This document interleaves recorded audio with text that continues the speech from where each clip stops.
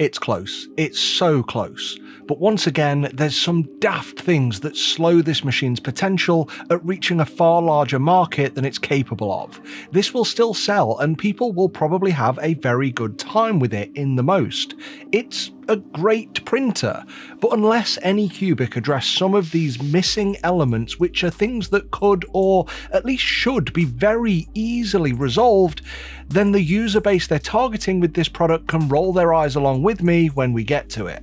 Hi, I'm Ross, and this is FauxHammer Videos. Now don't get me wrong, I like this machine, or at least I like its potential. How could I not? After all, this is so much a copy of the Bambu X1 that when I first saw it at Form Next last year, I actually joked with other creators it should be called the Kobra X1 rather than Kobra S1. But the difference here is this is a very obviously more budget-friendly approach, which for many people I would say is a good thing. In fact, at half the price of a Bambu X1, there's a lot of good here. And you can immediately see the cheapness where they've kinda gone with lower priced elements in how plastic it is. Internally, there's a metal frame, but all of the external panels are incredibly plastic, including both the lid and the door. And I half expected all these plastic elements to cause vibration noises, but I was pleasantly surprised by no rattling at all. Where the noise can come from though is when you're printing in basic filaments like PLA or PETG. Now it's generally recommended with these Core XY machines to keep the door open to avoid excess heat buildup within the chamber, which could in turn affect your prints. Yet I've spent hours printing for a large project and then some on this machine with the door closed and lid on without any obvious shrinkage or warping issues. Now when it came to unboxing and setup, this is very straightforward. Mostly pull it out of the box, though I did have to rip the foam to release it from the base. And the version that Anycubic sent me for review is the combo, which means it comes with an ACE, which is Anycubic's multi-material changer. I'll come on to that later, believe me, that is something I very much want to talk about. But continuing with disassembly and setup, once it's unwrapped, I needed to remove the ACE, which has its own retaining bolts, but separating this from the bed is also a large plastic riser, which also needs to be unbolted. And I got a bit excited that this may actually serve as some kind of riser for the ACE system, you know, so you can sit it on top of the printer when you've got the lid removed, but no, once I removed it, it appears to just be a very large, very useless waste of plastic. And having just said that out loud, yeah, I understand the irony of whinging about plastic waste in a hobby where we are literally generating plastic waste for the sake of our own amusement. But still, unless I've missed something obvious, I can't use this for anything, and I think it would have been nice if this had a secondary function, like a riser. Maybe somebody out there can make a mod for it so this becomes useful.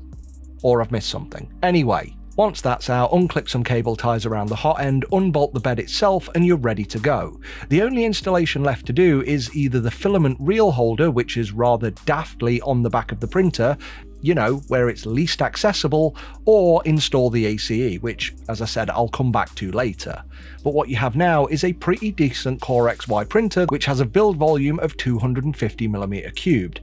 Now, I'm gonna whinge about these dimensions far more than it matters, but I want you to tell me if I'm wrong about this. For anyone who's seen both printers, how obvious is it that this is a budget Bambu X1? It is so similar in so many ways that if I were a teacher marking this machine as homework, having seen somebody hand me the X1 last year, I'd know instantly who copied who. It literally has like 90% the same features. It's a Core XY design, multi-material, though this only supports up to 8 colours with 2 ACE units, not 16 colours like Bambu. It has got a poop chute on the rear, a hole inside for a carbon filter, easy accessible components in the hot end thanks to the faceplate that just easily clips off, and even has a proper quick swappable nozzle, something that the Bambu X1 doesn't. But where it's also similar to the Bambu machine, even the nozzle wiper is the same flexible block rather than a more toothy rubber style that we've seen on newer printers, including the Kobra 3. And I was actually trying to do the filming of the nozzle wiping against this thing, but when I was moving my lights around inside the printer whilst it was on, I had the hot end move so fast that it pushed my hand out of the printer. I actually scraped a chunk of skin off on the inner plastic frame of the door, leaving me to reel back, screaming, "Ah, it bit me!" You know, in the similar style to Forrest Gump. Look, the long and short of it is, don't be a dumbass and put your hand inside of a printer when it's in the middle of printing. Leave that to idiots like me. Anyway, as I was saying, since this is such a blatant copy machine, why not just use the same bed dimensions of 256mm like other brands have done? And I know I'm whinging about a difference of 6mm, and as a print volume difference, yeah, it's enough that it doesn't matter. But one, I'm married and this channel is my only outlet to feel validated by anyone, so please agree with point 2. There are so many models, 3MF files, and multi-bed projects out there that are designed around this bed size of 256mm.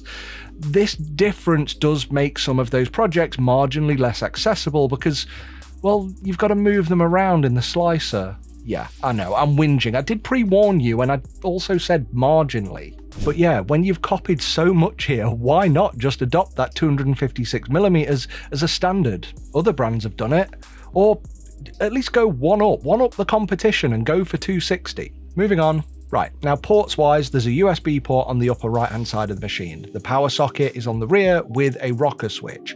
Now the rear also has the ports to connect up the ACE unit, but I'm sad to see there's no Ethernet, which is something else that says to me this is more for the home user than print farms that may actually want an Ethernet connection. The printer does have Wi-Fi, however, which you set up during your out of box sequence on the display, and from here you can connect to the Anycubic cloud, which lets you send prints wirelessly from the slicer along with remotely monitoring the printer in the phone app, which I've got to say I do find handy. That is something that Anycubic have got pretty consistent with, and I like having this app. Now you can also get time lapses from the camera, though these are very low resolution at only 640 by 480. They look kinda terrible, but that only really matters to people creating content like me. And they will also only save to an installed USB drive. Now I managed to get one initially, but after that I must have then overfilled my USB drive with all the prints or something, because that drive is now dead and I can't actually read the drive at all on my PC, even with a file recovery app. Anyway, regarding Wi-Fi, from what I understand though, there's no way to natively send files via LAN. It all has to be done through Anycubic Cloud, at least for now.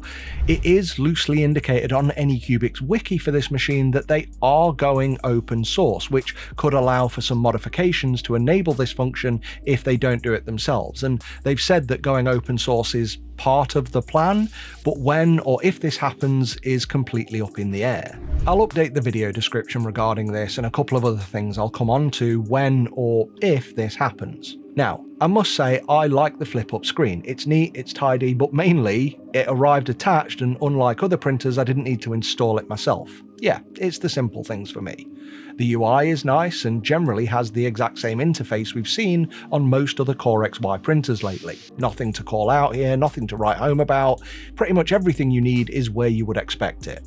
And as for print quality, as a general printer user, this is more than fine. I've actually been working on a very large project lately for Element Games, who are opening retail stores across the UK, and they wanted some of the Bolter style props that I used in one of my videos from last year, so I've had 3 printers running to churn out 6 of these. And even when that project was completed, I realised Tame Grips, the creator of the files, had some new designs out on Cults 3D, so I printed a couple of the new bolters too. And I had absolutely no issues with the print. Quality.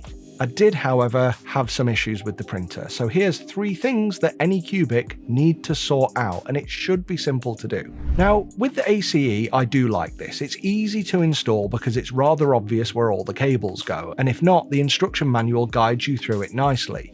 Mount the USB hub to the back of the printer, connect the PTFE cables from the ACE to the hub, and plug in the data cables. Because this has a heater, it also needs its own power cable. Now this does colour changing, and I've seen colour changing everywhere, but I've said in a few videos now, I'm personally just not the biggest fan of purge waste. Yes, colour changing is fun, but little more than a nice to have for me. What I like is how these systems make Filament easy to load, and how they should be able to automatically swap to the next filament if one runs out mid-print.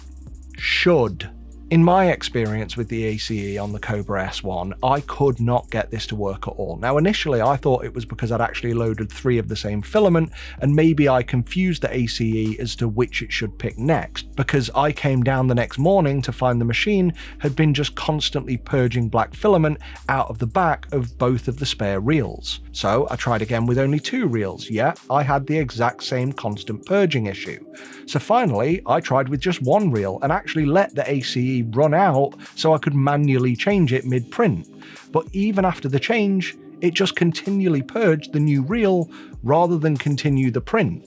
Even forcing a restart to try and engage power loss resume wouldn't fix it, so I had to put less on my build plate so 1 reel of filament wouldn't run out, or use a different printer.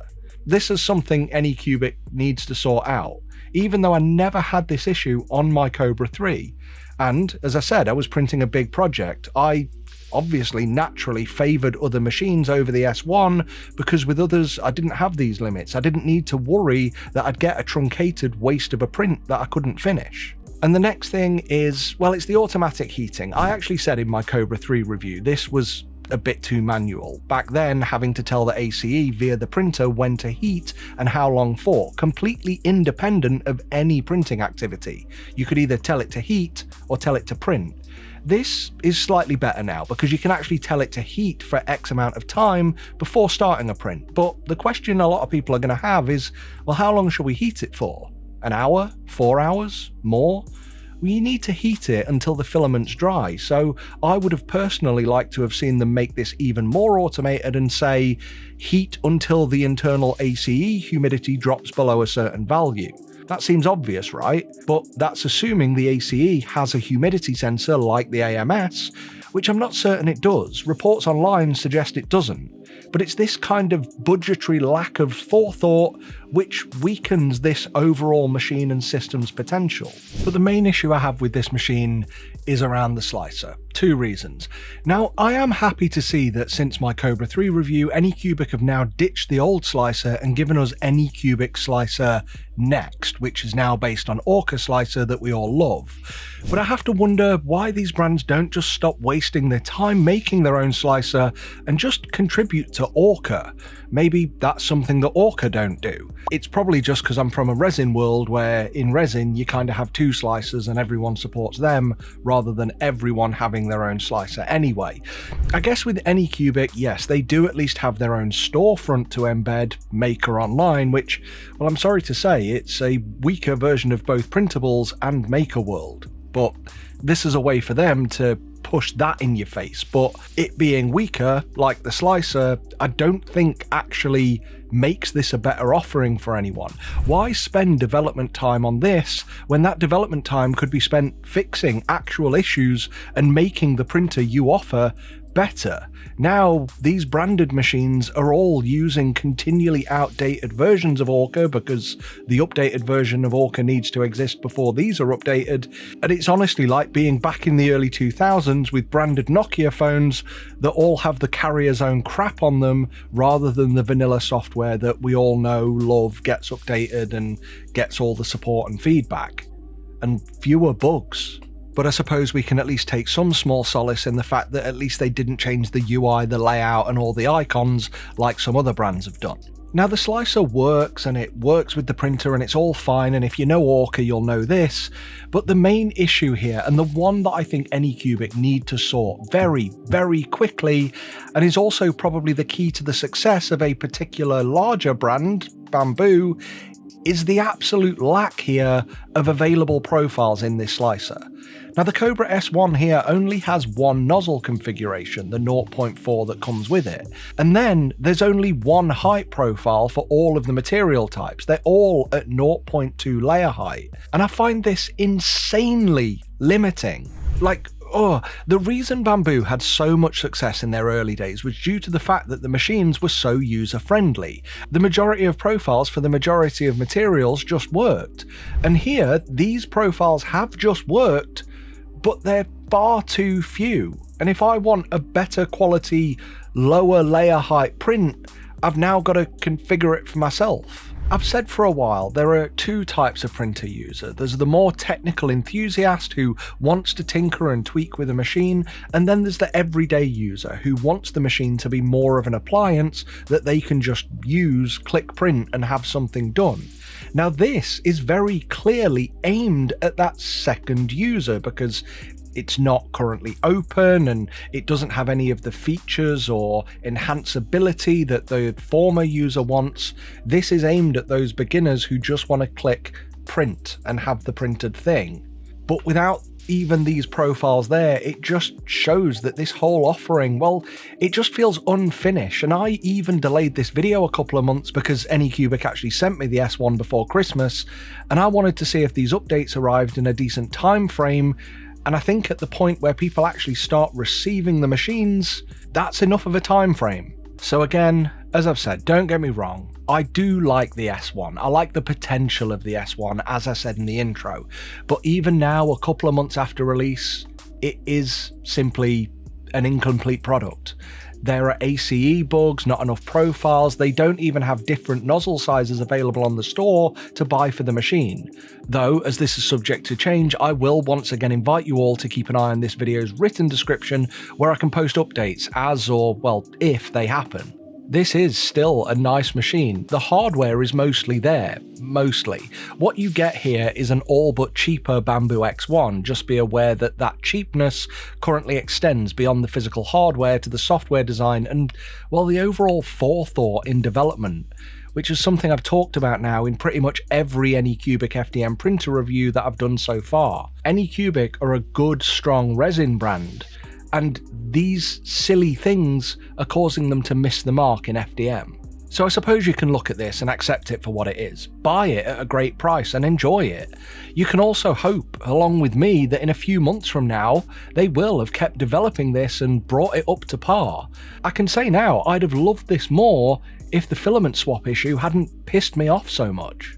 Wondering if this is a fair competitor to something like the Bambu X1, well, you're paying less here, but you are getting less. Anycubic aren't pushing this forward, and in the one way that they have gone forward by adding a heater to the ACE, the way it's implemented and with the complete lack of a humidity sensor, it's pushed forward in one small way, but it's also once again limited itself for the potential it could have been. So yeah, I clearly want to like this more than I do. I'm angry. I'm disappointed by it. I'm frustrated to the point of wanting to bang my head on the table that these quirks aren't so obvious to the brand that they aren't fixed already, or at least widely communicated to say, hey, we're adding this on X date. Now, if you have one of these, I'd love you to tell me of your experience down in the comments, because I know many people considering machines like this from watching my videos will actually use the comment section to see what these have been like for all users. After all, I've only just got one printer with a month or so testing here and there, and the success of any product will be measured by the overall longevity and community experience. So please, for the sake of helping me with this channel and helping others, use the comment section below to tell people how you've got on with your S1.